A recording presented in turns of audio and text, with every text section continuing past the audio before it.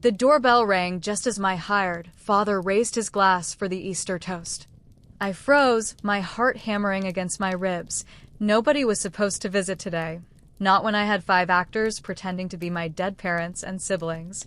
Through the window, I glimpsed Michael's profile, my ex-boyfriend who had left me because I was too attached to family traditions. Places, everyone, I called out, my voice embarrassingly shaky. Remember, we've been a family for decades, not 3 hours. 5 perfect strangers nodded back at me with practiced smiles. Harold, my silver-haired father, straightened his tie and winked reassuringly. Jean, my mother, fluffed her carefully colored bob and smoothed her floral dress. The siblings I'd hired, Tyler, Maddie, and Kate, quickly arranged themselves around the living room in casual poses as if they'd been lounging there their entire lives rather than arriving via a casting call I'd placed through an experimental theater company. The doorbell rang again. Nobody moved. It's probably just the delivery guy with the wine, I said, though I had specifically ordered it earlier to avoid any interruptions. I'll get it. I opened the door, already extending my hand for what I expected would be a bag of overpriced Chardonnay. Instead, Michael stood on my porch, holding a small potted lily and wearing the smile that had once made my heart stop. Grace. Surprise, he said, leaning in for a hug that I was too shocked to return. I was in town and remembered you saying how hard Easter is since your parents passed. Thought you could use some company. My ex-boyfriend of 2 years, the same ex who had broken up with me because I was too attached to the idea of traditional family life, was standing at my door on the exact day I had hired actors to pretend to be my family. Michael, I finally managed. How did you know I'd be home? He laughed. Where else would you be on Easter? Can I come in? It's freezing out here.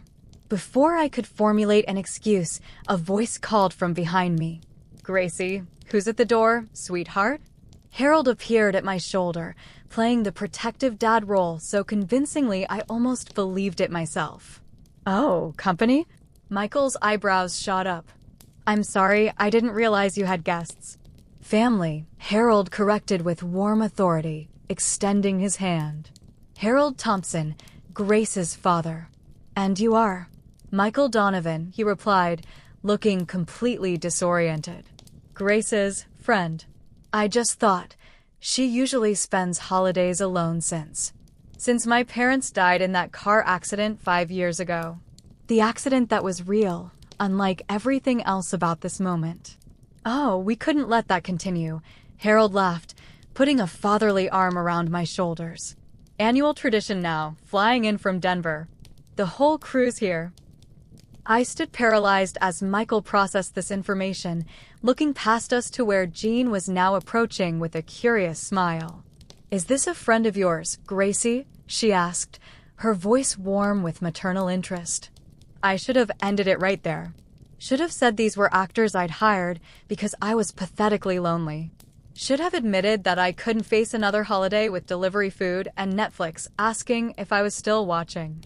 Instead, I smiled tightly and said, Mom, Dad, this is Michael. My ex-Michael, would you like to join us for dinner? We have plenty. The look of shock on Michael's face transformed into awkward politeness. I don't want to intrude on your family gathering. Nonsense.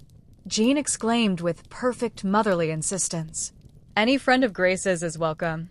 Harold helped the young man with his coat. As Harold ushered a bewildered Michael into my living room, Jean whispered in my ear, Is this the heartbreaker from 2 years ago? The tech startup guy. I nodded slightly, amazed at how thoroughly she'd studied the brief biography I'd provided the actors. Don't worry, she patted my arm reassuringly. We'll give him the full Thompson family experience. The full Thompson family experience was something I'd created entirely from scratch. The real Thompsons, my parents, had been quiet, reserved people who worked too much and celebrated holidays with minimal fuss. The fictional Thompsons I'd designed were boisterous, affectionate, and full of traditions. Exactly the kind of family Michael had once accused me of idealizing.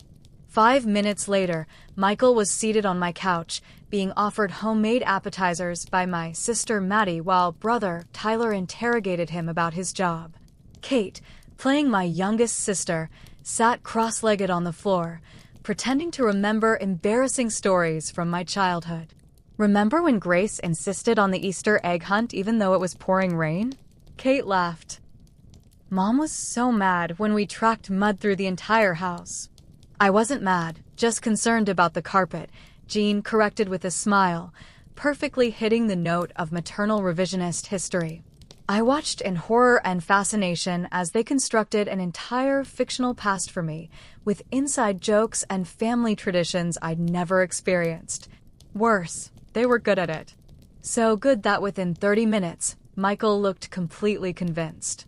I had no idea your family was so close, he said quietly when I brought him a glass of wine. You always made it sound like... Like what? I challenged, suddenly angry. Like they died and left me alone? They did. Panic flashed across his face, followed by confusion. No, I meant before that. You always described your childhood as pretty solitary. I felt sweat break out across my forehead. The actors had created a childhood that contradicted what Michael knew. I needed to adjust quickly. That was just me being dramatic, I said, forcing a laugh. You know how I can get when I'm feeling sorry for myself. Michael studied my face. I don't remember you ever being dramatic or self-pitying, Grace. That wasn't why we... Dinner's ready, Harold announced, saving me from whatever Michael was about to say. Michael, would you help me bring the dishes to the table? Grace always sets a beautiful Easter table, but someone needs to actually serve the food. I shot Harold a grateful look. He'd redirected perfectly, keeping Michael busy while giving me a compliment that suggested long-time family knowledge of my habits. As we gathered around my dining table, set with my grandmother's china, the only genuine family heirloom present, I felt a surreal wave of emotion. This beautiful fiction, this simulacrum of family connection, was simultaneously everything I wanted and a painful reminder of what I lacked. Grace, Harold said, raising his glass, would you like to say the blessing this year? Or should I do the traditional Thompson Easter toast? I had no idea what the traditional Thompson Easter toast was supposed to be. I hadn't scripted that detail. You do it, Dad, I said quickly. You know you do it best. Harold nodded solemnly, raising his glass higher. To those who are here, to those who cannot be with us, and to those we welcome to our table.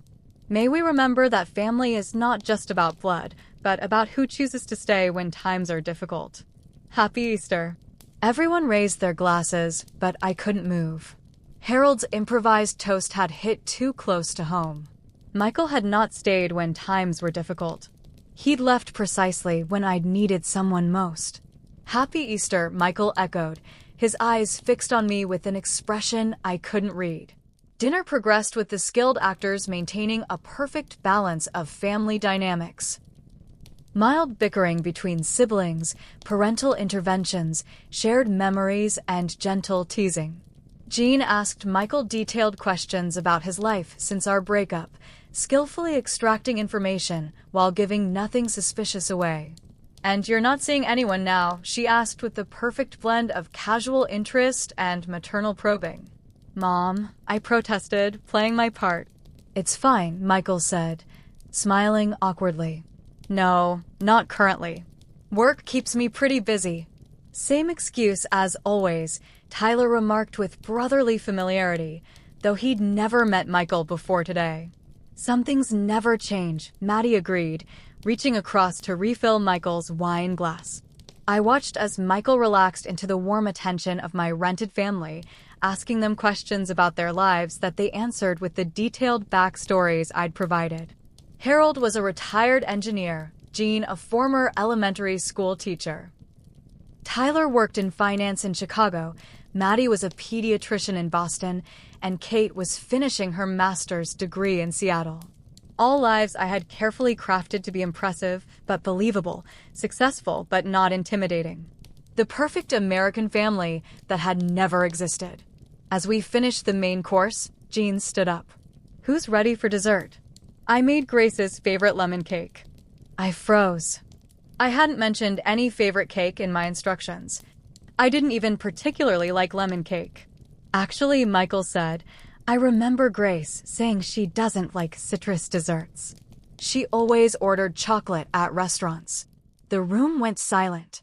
Jean's smile flickered momentarily before she recovered. Oh, that's right. I was thinking of Maddie.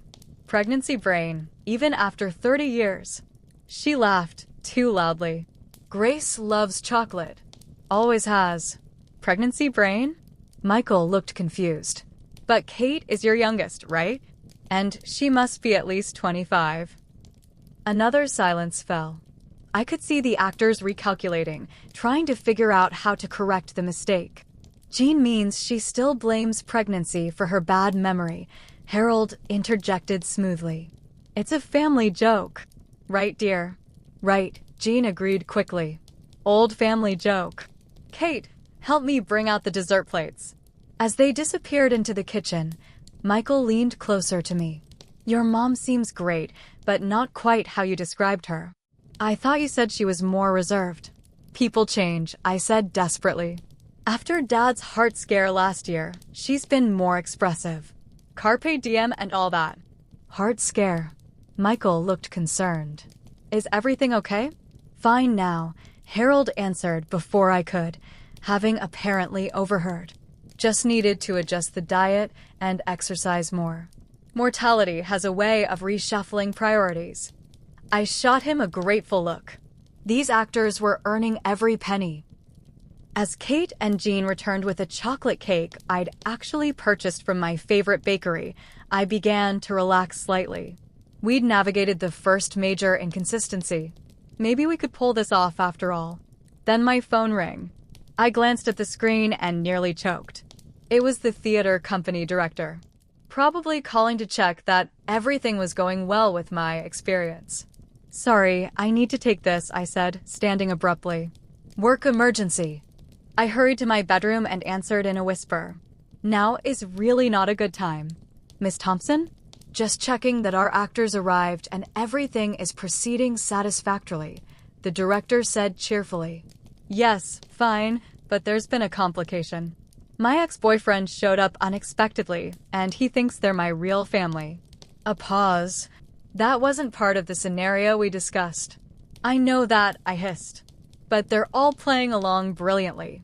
Please don't call again during the dinner. I'll leave a review tomorrow. As you wish. But Miss Thompson, I should remind you that our contract specifically states that the actors are not to. I have to go, I interrupted, ending the call. When I returned to the dining room, I found Michael engaged in what appeared to be a serious conversation with Harold. Never meant to hurt her, Michael was saying. The timing just wasn't right. Timing is a convenient excuse young people use, Harold replied, his voice gentle but firm. In my experience, when something matters enough, you make the time. I cleared my throat loudly. Everything okay here? Michael looked up, slightly flushed. Your dad was just giving me some perspective. Was he? I asked weakly, wondering what elaborate fiction Harold had been spinning. Nothing you haven't heard before, sweetheart, Harold said with a wink. Just the usual fatherly wisdom about not letting the good ones get away. Jean clapped her hands together. Who wants coffee with their cake? As dessert progressed, I noticed a subtle shift in the dynamics. The actors had begun to go off script, injecting what seemed like their own personalities into their roles. Tyler mentioned a recent trip to Argentina that hadn't been in his backstory. Kate talked about a photography hobby I hadn't invented for her. Jean revealed that she'd always wanted to write a novel, something I hadn't specified in her character notes. More disturbingly, they had begun to subtly critique me through their memories. Grace was always so stubborn about doing things her way, Maddie said with a sisterly eye roll. Remember when she refused to ask for directions and we ended up 3 hours from the campsite? Or when she wouldn't admit she needed help with that science project and nearly burned down the garage? Tyler added with a laugh. I hadn't given them any of these anecdotes. They were creating a personality assessment of me based on the few hours they'd known me, and it was uncomfortably accurate. Michael was eating it up. "That sounds exactly like the Grace I know," he said, smiling at me with unexpected warmth. "Brilliant, but too independent for her own good sometimes." "We've always told her it's okay to need people," Jean said, reaching over to pat my hand. "Haven't we, Harold?" "Every Christmas and birthday since she was 12, Harold confirmed, giving me a look that seemed too knowing. The boundaries between fiction and reality were beginning to blur. These strangers were constructing a psychological profile that felt more accurate than comfortable, and Michael was connecting with them in a way that made my elaborate lie seem suddenly dangerous. "Speaking of needing people," Harold said, setting down his coffee cup, "Michael, may I ask why you're really here today? After 2 years of no contact?" The directness of the question stunned everyone into silence. This was definitely not in the script. Michael looked uncomfortable. "I've been doing some thinking lately about priorities and regrets. Regrets like leaving my daughter when she was grieving." Harold's tone remained conversational, but his eyes had hardened. "Dad," I protested weakly. "No, he's right to ask," Michael said, meeting Harold's gaze. "And yes, that's one of my biggest regrets." I told myself I was giving Grace space, but really I was protecting myself from the messiness of grief. By the time I realized my mistake, too much time had passed, and I figured she'd moved on. The raw honesty of his answer hung in the air. I stared at Michael, seeing for the first time that he carried his own regrets about our relationship. "So why now?" Jean asked, her voice gentler than Harold's, but equally probing. Michael turned to me. "I was in Denver for a conference last week and saw someone who looked exactly like you." Same laugh, same way of tucking hair behind her ear. "It made me realize how much I still think about you."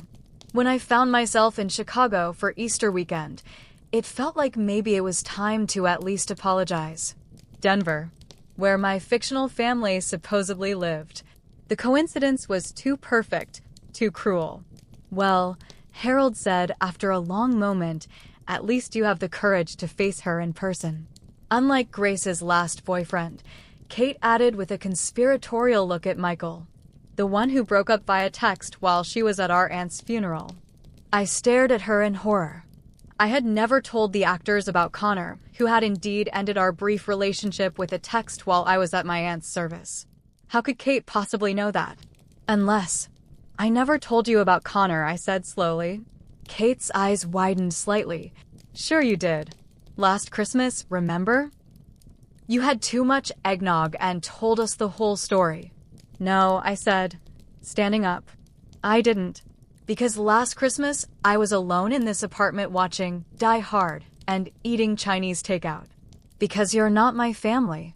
Because I hired all of you from the Lakefront Experimental Theater Company to pretend to be my family so I wouldn't have to spend another holiday alone." The silence that followed was deafening. 5 actors froze in various poses of shock, though whether genuine or performed, I couldn't tell anymore. Michael's expression shifted from confusion to disbelief to something like pity. "Grace," he began. "Don't," I cut him off. "Don't say anything." This was clearly a mistake. A pathetic, desperate mistake. I turned to the actors. "Thank you for your services. You've fulfilled the contract. You can go now." Nobody moved.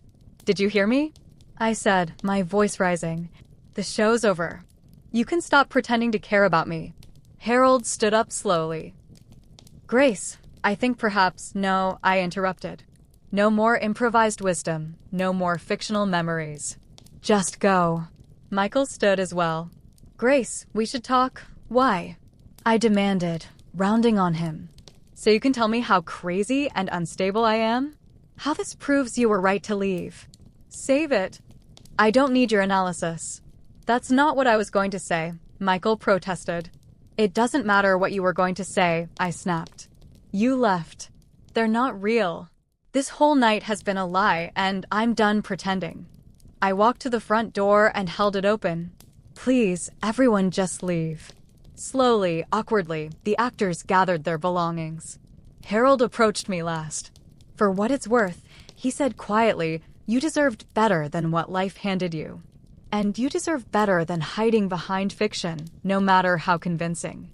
Thank you for your services, I repeated mechanically, unable to meet his eyes. When they were gone, only Michael remained, standing uncertainly in my living room. You too, I said, still holding the door. Grace, please. Let me stay and help clean up at least. I don't need your help or your pity. It's not pity, he insisted. Look, what you did was unusual. Yes, but I understand the impulse. Holidays are brutal when you're grieving. You didn't seem to think so 2 years ago, I said bitterly. Michael sighed. I was wrong. I was young and selfish and completely unprepared for supporting someone through that kind of loss. I'm sorry. His apology hung in the air between us, too little and too late. Why did you really come here today? I asked. I told you. I've been thinking about regrets. So this was about alleviating your guilt? Making yourself feel better about how you handled things. No, he said, looking frustrated. It was about seeing if there was anything left between us worth salvaging. Obviously, I misread the situation. I laughed, a harsh sound even to my own ears. Obviously. Michael took a step toward the door, then paused. The family you created, they seemed like good people. The kind of family anyone would want. They were actors, I reminded him. Yes, but you chose them. You directed them. That says something about what you value. I didn't have a response to that. Goodbye, Grace, Michael said finally, crossing to the door. For what it's worth, I really am sorry. For everything. After he left, I stood alone in my apartment, surrounded by the remnants of a perfect family dinner that had never really happened. Dirty plates with half-eaten food. Wine glasses with lingering fingerprints. The ridiculous bunny topiary centerpiece now slightly wilted. I sank into a chair, overwhelmed by the magnitude of what I'd done. I'd spent over $2,000 to create an elaborate lie that had collapsed spectacularly. I'd revealed myself as exactly the kind of desperate, family-obsessed woman Michael had accused me of being when he left. The doorbell rang again, making me jump. I considered ignoring it, but the possibility that one of the actors had forgotten something made me drag myself to answer. Harold stood on my porch alone. You forgot something? I asked wearily. No, he said. But I think you did. What? The truth, he said simply. May I come in for a moment? Too exhausted to argue, I stepped aside.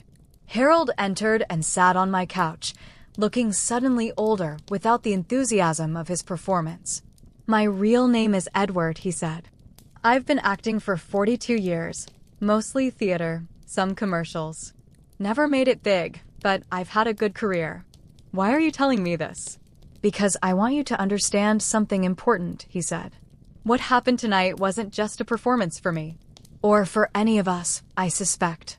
I crossed my arms defensively. It was literally a paid performance. The best performances come from emotional truth, Edward countered. And the truth is, I lost my daughter 20 years ago. Cancer. She would have been about your age now. The revelation knocked the wind out of me. I'm sorry, I managed. When I got this unusual assignment, playing a father for a grieving daughter on Easter, I almost turned it down. Too close to home. But then I thought perhaps there was a reason this came to me. I had no idea, I said, feeling horrible for my earlier outburst. Of course not. Just as I had no idea you'd lost both parents, or that your ex would show up, or that this evening would become so complicated. He smiled sadly. But here's what I want you to know, Grace. When I spoke tonight about family being those who choose to stay during difficult times, I wasn't acting. When I told you that you deserved better, I meant it. Tears filled my eyes. Why did you come back to tell me this? Because I've spent 20 years wishing someone had told my daughter that her worth wasn't determined by who stayed or left. That creating connection, even in unconventional ways, isn't something to be ashamed of. He stood up and placed something on my coffee table. A business card. That's my real contact information. Not for more acting services, he clarified quickly. But if you ever want to have coffee with someone who understands loss, or need help moving furniture, or just want to hear embarrassing stories about an old man's acting career. He shrugged. No pressure. No expectations. I stared at the card, unable to speak. For what it's worth, Edward added, moving toward the door. The young man seemed genuinely regretful. People make mistakes, especially with grief. Sometimes they deserve a second chance. After he left, I sat alone again, but the apartment felt different somehow. Less empty, though nothing had physically changed. I picked up Edward's card, running my thumb over the embossed letters. Then I pulled out my phone and, before I could overthink it, sent a text to Michael. Coffee tomorrow? Reel me this time. No actors. His reply came almost instantly. Name the place. I'll be there. I looked around at the ruins of my elaborate deception, the dirty dishes, the scattered napkins, the ridiculous centerpiece. And for the first time all day, I laughed genuinely. Not because anything was funny, but because sometimes the only response to the absurdity of our desperate attempts at connection is to acknowledge them for what they are, perfectly imperfect human moments. I put on music and began clearing the table. Tomorrow would be just coffee, just talking. No scripts, no performances, no idealized family narratives. Just two flawed people seeing if there was anything real worth salvaging. And somehow, that felt like enough. What would you have done in my situation? Would you have admitted the truth immediately, or let the charade continue? Part of me still wonders if I should have just played along until Michael left, saving myself the embarrassment. But another part feels strangely relieved that everything is out in the open. I'm also wondering if I should take Edward up on his offer. Is it weird to form a real relationship with someone you initially hired to pretend? Or is he right that connections can form in unexpected ways? And what about Michael?